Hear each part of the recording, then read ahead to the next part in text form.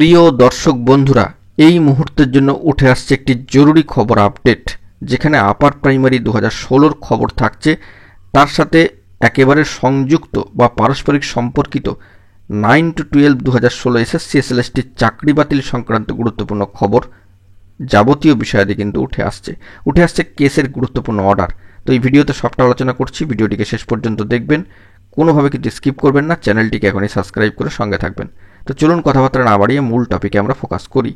এই মুহূর্তে দাঁড়িয়ে একটি গুরুত্বপূর্ণ খবর আমরা সকলেই দেখেছি, সর্বোচ্চ ন্যায়ালয় সুপ্রিম কোর্টের নির্দেশে চাকরি বাতিলের মতো বিষয়টি। সেখানে 2016 এসএসসি এসএলএসটির ক্ষেত্রে 9 to 12 চাকরি বাতিলের যে বিষয়টি সেটি উঠে এসেছে।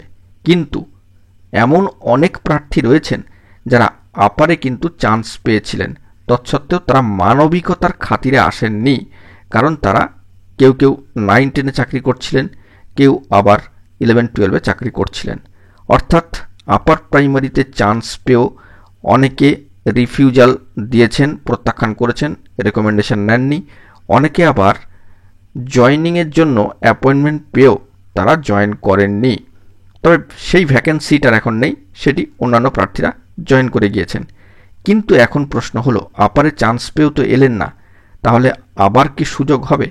এই মর্মে একটি মামলার পরিপ্রেক্ষিত কিন্তু উঠে আসছে, যা অত্যন্ত জরুরি একটি খবর, এবং সেই সূত্রে এক দফা কেসের অর্ডার কপিও কিন্তু উঠে এসেছে, যা 17/4/2025 তারিখে দাঁড়িয়ে আমরা অন স্ক্রিনে চলে যাচ্ছি।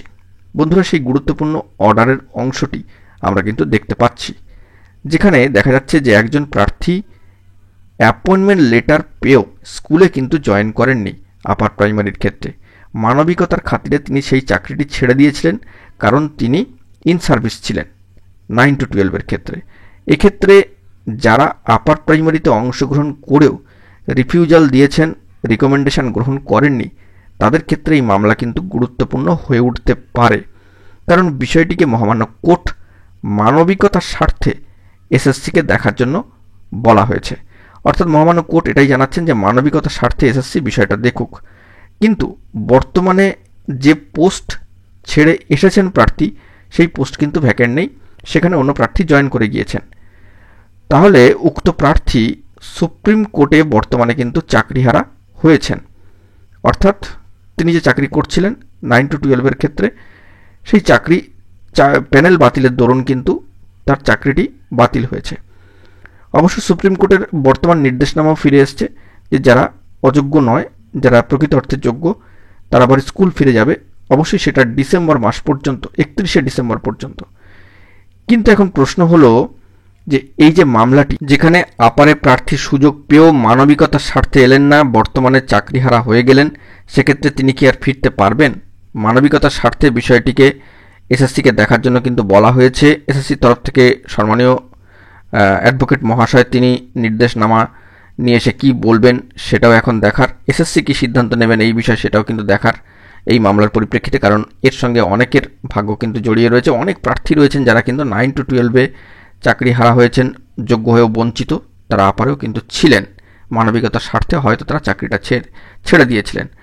তো এখানে কার্যত দেখুন সেই বিষয়গুলি কিন্তু উল্লেখিত হয়েছে, প্রার্থী কোন স্কুলের বিষয়টি এবং নদিয়া ডিস্ট্রিক্ট সেটাও কিন্তু এখানে উল্লেখিত হয়েছে। Petitioner could not join the post due to birth of his twin baby on 5 October 2024। তিনি কিন্তু যমজ সন্তানের পিতা, তিনি কুড নট জয়েন, তিনি জয়েন করেননি সেই পোস্টে, তো বুঝতেই পাচ্ছেন।